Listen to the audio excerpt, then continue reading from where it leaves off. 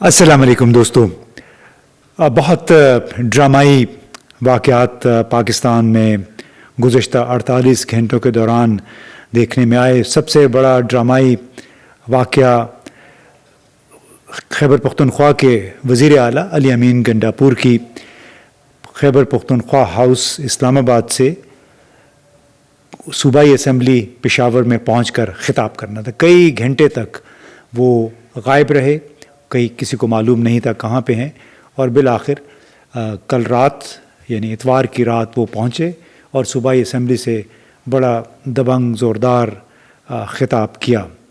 ہمارے آج کے اس ویلاگ کے دو موضوعات ہیں۔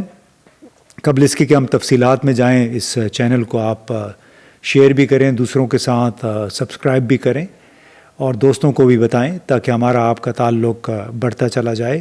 تو موضوعات ہمارے دو ہیں۔ ایک یہ کہ دہشت گرد پراکسی دہشت گردوں نے پاکستان کے خلاف لگتا ہے کہ کھلی جنگ کا اعلان کر دیا ہے۔ اب اس کا اندازہ آپ اس سے لگائیے کہ گزشتہ 4 دنوں کے دوران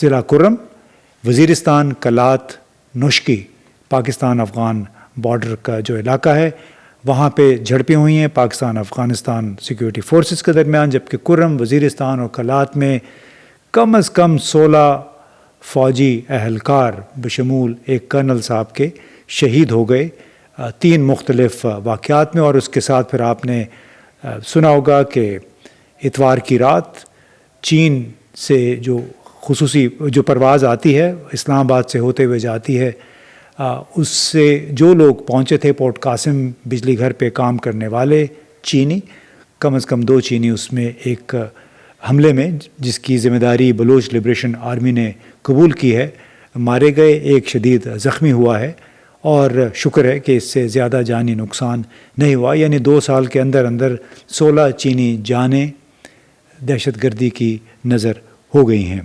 اب جو کچھ ہم نے دیکھا کرم، وزیرستان، کلات، نوشکی جو ہمارا پاک بارڈر ایریا ہے، پھر سوات میں چارباغ پہ بھی ہماری سیکیورٹی فورسز نے ایک انٹیلیجنس بیس آپریشن کیا، وہاں بھی دہشت گرد مارے گئے، ٹی ٹی پی سے تعلق رکھنے والے۔ تو ایسا لگتا ہے کہ اب سی پیک یعنی چائنا پاکستان اکنامک کوریڈور سے جڑے پاکستان اور چین کے مفادات براہ راست زد میں ہیں۔ یعنی کتنی غیر معمولی بات ہے کہ ان لوگوں کو معلوم تھا کہ پورٹ قاسم پہ کام کرنے والے چینی اہلکار اس فلائٹ سے واپس آ رہے ہیں، اور راستے میں انہوں نے ایک ریموٹ ڈیوائس سے بم پھاڑ کر اس طرح اتنا بڑا ایک حادثے کے سبب بنے ہیں۔ اس کی ذمہ داری بھی انہوں نے قبول کر لی ہے، اور بڑی زبردست بات، ایک عجیب سی ایک کامیڈی شو لگ رہا تھا کہ گورنر کامران ٹیسوری ادھر جائے واردات پہ پہنچ کے پیچھے بسوں کو آگ لگی ہوئی ہے، مختلف جو ٹکڑے تھے بسوں کے پھیلے ہوئے ہیں، اور وہ کہہ رہے ہیں کہ جی حالات معمول کے مطابق ہیں۔ تو یہ بات سن کے ایسے لگا، مجھے وہ پرانی کہاوت یاد آ گئی کہ نیرو بادشاہ جو تھا وہ روم جل رہا تھا اور وہ بانسری بجاتے ہوئے روم میں لگی اس آگ کا تماشا دیکھ رہا تھا۔ تو چاہے وہ کراچی کے لوگ ہیں، اسلام آباد کے ہیں یا راولپنڈی کے ہیں، لگتا یہ ہے کہ شاید وہ بھی اب اس طرح کی آگ کی اب لپیٹ میں آ رہے ہیں۔ یعنی اندازہ کریں کہ 48 سے 72 گھنٹوں کے اندر 2 چینی مارے گئے، 16 فوجی اہلکار شہید ہو گئے، اور وہ بھی 4-5 مختلف مقامات پہ۔ تو یہ ہے کہ دہشت گرد پراکسی دہشت گرد جو کہ کسی کے اعلی کار ہیں، انہوں نے بھرپور کارروائیاں شروع کر دی ہیں کراچی سے لے کے وزیرستان اور کرم تک۔ اب اس کے ساتھ ساتھ آپ دیکھیے دوسری طرف تمام تر توانائیاں 245 آرٹیکل کے تحت فوج اسلام آباد میں ڈیوٹی سنبھالے ہوئے ہے، رینجرز بھی موجود ہیں، اسلام آباد پولیس بھی ہے، اور اس کے ساتھ ساتھ سندھ سے بھی ماشاءاللہ 1000 کے قریب پولیس اہلکار اسلام آباد پہنچے ہوئے ہیں۔ پنجاب کی پولیس نے بھی مکمل طور پہ پی ٹی آئی کے احتجاج کو 4 اور 5 تاریخ کو دبانے کے لیے بھرپور کارروائی کی. یعنی تمام تر ریاستی قوت اور ریاستی توجہ کا مرکز پی ٹی آئی کے احتجاج کو دبانا تھا، اور کروڑوں، ایک ایک دن میں 2.5 سے 3 کروڑ روپے صرف کنٹینرز کا کرایہ دے کر انہوں نے یہ راستے بند کرنے کی کوشش کی. اب یہ تو ہو گئی کہ کس طرح ایک طرف دہشت گردی کا بازار گرم ہے، دوسری طرف پی ٹی آئی کے احتجاج کو دبانے کے لیے ان لوگوں نے، ہماری حکومت نے پاکستان کو کتنا بدنام کیا ہے.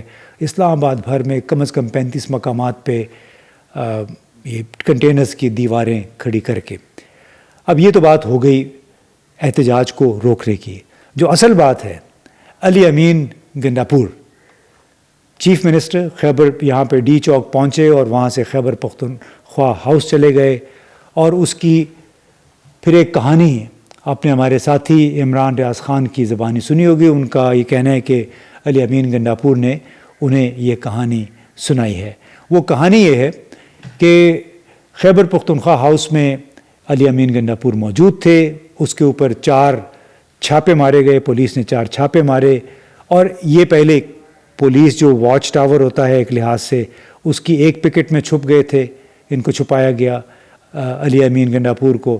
پھر ایک اور اونچی پکٹ تھی، وہاں پہ چھپایا گیا تو یہ ان کو نہیں مل سکے. اور اس کے بعد پھر انہوں نے کپڑے تبدیل کر کے خیبر پختونخوا کے عقبی راستے سے کسی گاڑی میں بیٹھ کے ماگلا ٹریل پہنچے، ماگلا ٹریل 3. اور یہ کہتے ہیں کہ فائر ٹریل جو ہے، جو کہ بڑی مشکل ہوتی ہے، رات کے اندھیرے میں فائر ٹریل پہ انہوں نے سفر کیا، اور پھر بقول عمران ریاض کے اس میں ادھر سے ہوتے ہوئے یہ شانگلہ پہنچے، شانگلہ سے پھر سوات، اور سوات ایبٹ آباد، اور پھر یہ پشاور پہنچے. تو جناب یہ کہانی، اس میں تھوڑا سا جھول ہے. کسی فلم کے لیے تو بڑی اچھی کہانی ہے یہ، کہ بڑے ڈرامائی انداز میں یہاں سے وہ فرار ہو کے چلے گئے. انہیں تاثر یہ ہے کہ رات بھر خیبر پختونخوا ہاؤس میں چھپ کر علی امین گنڈاپور پھر فرار ہو گئے چھپ چھپا کے. تو سوال یہ ہے کہ خیبر پختونخوا کے ہاؤس کے پیچھے ہی ماشاءاللہ ISI کے بھی میس ہیں، ان کی بھی رہائشیں ہیں، اور ہر طرف پولیس ہی پولیس اور انٹیلیجنس ہیں. تو جس انداز میں یہ بتایا گیا کہ یہ یہاں سے نکل کے گئے ہیں، وہ بالکل ایسی جو ہالی ووڈ کی فلمیں یاد آ گئی جس میں جو ہالی ووڈ کا، امریکہ کا جو ہیرو ہوتا ہے، وہ روسی خفیہ اداروں کے ایجنٹوں کو بالکل آنکھوں میں دھول جھونک کے، ان کو چکمہ دیکھ کے مشکل سے مشکل ان کے نیوکلیر پلانٹس میں پہنچ جاتا ہے، وہاں سے فرار بھی ہو جاتا ہے. یعنی جس دن علی امین گنڈاپور خیبر پختونخوا ہاؤس پہنچا، اس کے چاروں طرف police, FC، intelligence bureau, ISI، MI، ان سب کے لوگ موجود تھے. تو ان سے اوپر نکل کے کہاں چلے گئے. اور پھر جس انداز میں علی امین نے تقریر کی صوبائی اسمبلی میں، اس سے لگ نہیں رہا تھا کہ یہ شخص جو ہے 4-5 گھنٹے کی ٹریل پہاڑ چڑھ کے اور پھر شام کو وہاں پہ پہنچا ہے، کیونکہ بڑا مختصر سا راستہ ہے. جب آپ منال پہنچتے ہیں تو اس کے بعد ہی گلیات کا علاقہ شروع ہو جاتا ہے ماگلا ہلز پہ، وہیں سے پھر اس کے ساتھ ہی خانپور ہے، خانپور کے ساتھ ہی آپ ہری پور سے ہوتے ہوئے پشاور چلے جاتے ہیں، 2-3 گھنٹے میں آپ وہاں پہنچ جاتے ہیں. اس میں شانگلہ اور سوات وہاں پہ جانے کی کوئی ضرورت نہیں ہوتی. تو اسی لیے جب علی امین گنڈاپور صوبائی اسمبلی پہنچے، ظاہر ہے ان کا بڑا زبردست استقبال ہوا، اور جب انہوں نے جو تقریر کی اس کا کچھ حصہ ہم آپ کو سنوا دیتے ہیں. اس تقریر میں شاید انہوں نے ایک خبر بھی دی ہے، تو اس تقریر کے کچھ حصے ہیں، یہ پہلے آپ سن لیجئے. کبھی بھی ذاتی مقصد کے لیے اپنی اخلاقیات، اپنے دین کی دی ہوئی تعلیم، اپنے حضور پاک صلی اللہ علیہ وسلم کا بتایا ہوا راستہ نہیں چھوڑنا. کرسی میں کچھ نہیں ہے، انسان کرسی کو بناتا ہے، کرسی انسان نہیں بناتی. میں آپ کو دکھاتا ہوں، عبدالستار ایدھی پولیٹیشن نہیں تھا. جتنی دعائیں لوگ اس کو دیتے ہیں، میرے خیال میں کسی کو دیتے ہوں گے.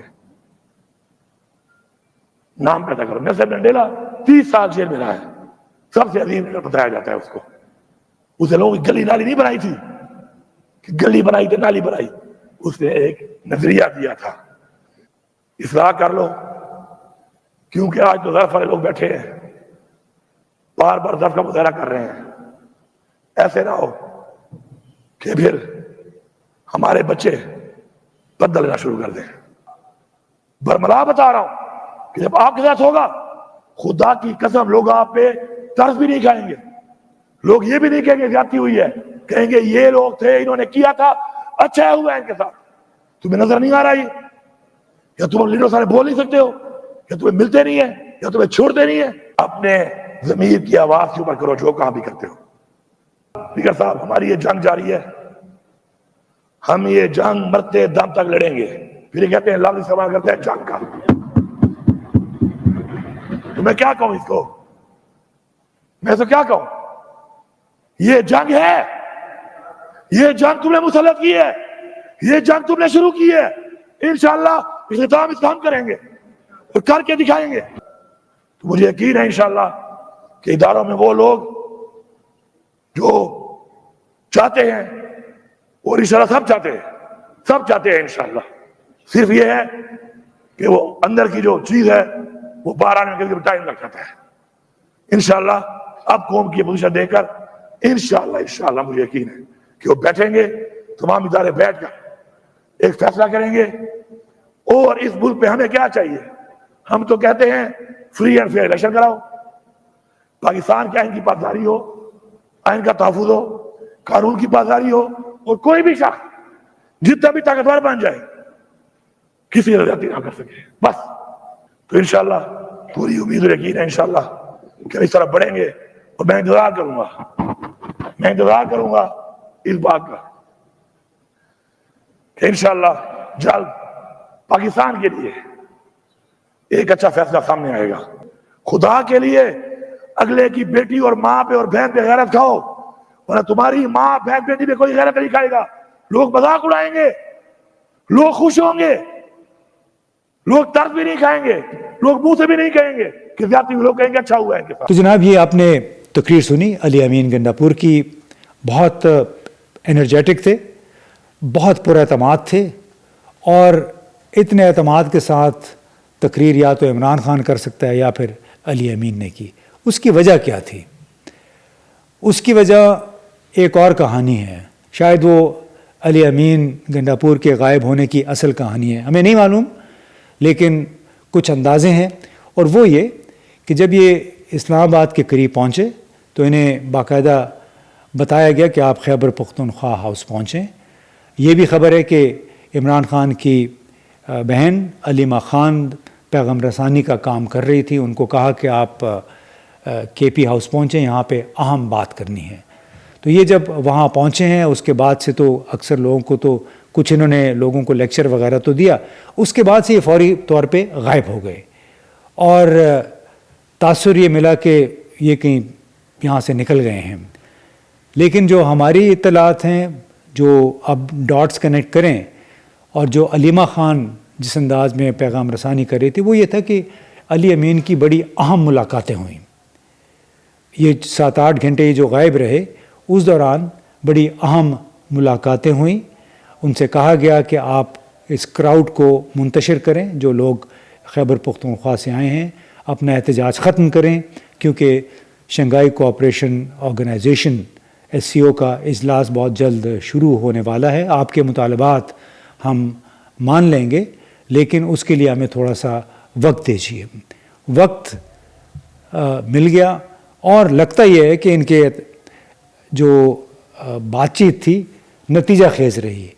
نتیجہ خیز اس لیے رہی، میں کہتا ہوں کہ جو ان کی تقریر میں آپ نے سنا، کہتے کہ انشاءاللہ بہت جلد سب لوگ بیٹھیں گے، سب لوگ اچھے فیصلے کریں گے، ہم سب کے حق میں، پاکستان کے حق میں۔ تو یہ ذرا آپ دوبارہ تقریر سن لیں تو اس سے آپ کو یہ لگے گا۔ یقین ہے انشاءاللہ کہ اداروں میں وہ لوگ جو چاہتے ہیں، اور انشاءاللہ سب چاہتے ہیں انشاءاللہ اب قوم کی پوزیشن دے کر انشاءاللہ مجھے یقین ہے کہ وہ بیٹھیں گے، تمام ادارے بیٹھ کر ایک فیصلہ کریں گے۔ اور اس ملک پہ ہمیں کیا چاہیے؟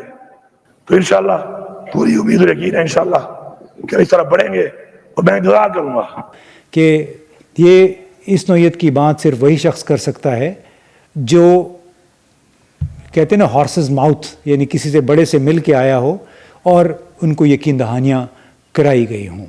تو اس کا لب لباب یہ ہے کہ یہ علی امین گنڈا پور غائب تو ہوئے تھے لیکن کوئی اعلیٰ سطحی ملاقاتوں کے لیے، اور ان ملاقاتوں میں کچھ ان سے وعدے کیے گئے، اور یہ بھی اندازہ تھا کہ خیبر پختونخوا سے جو لوگ آئے ہیں، پھر ان کے ساتھ راولپنڈی اسلام آباد کے نوجوان بھی مل گئے تھے ڈی چوک میں، حالات خراب بھی ہو سکتے تھے، لہٰذا اس کی وجہ سے ان کو کہا گیا کہ آپ اس مظاہرین سے علیحدہ ہو کے ہم بات چیت کر لیتے ہیں۔ اب اس کی وجہ سے پارٹی بھی بظاہر دو گروپوں میں تقسیم ہو گئی ہے، یعنی جو اسٹیبلشمنٹ اور جو پی ڈی ایم حکومت کا ایک مقصد تھا وہ یہ تھا کہ پارٹی کو تقسیم کرنا ہے، تقسیم کر کے کمزور کرنا ہے۔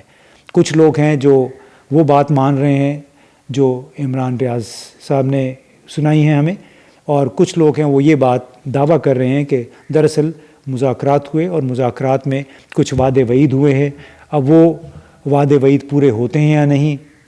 اس کی ایک انڈیکیشن یہ بھی ہے کہ فرد جرم عائد ہونی تھی توشہ خانہ کیس میں عمران خان اور بشرا بیوی پہ، اب وہ بھی 2 ہفتوں کے لیے مؤخر ہو گیا، اب کہیں جا کے اس کی 19 تاریخ کو دوبارہ اس کی پیشی ہونی ہے۔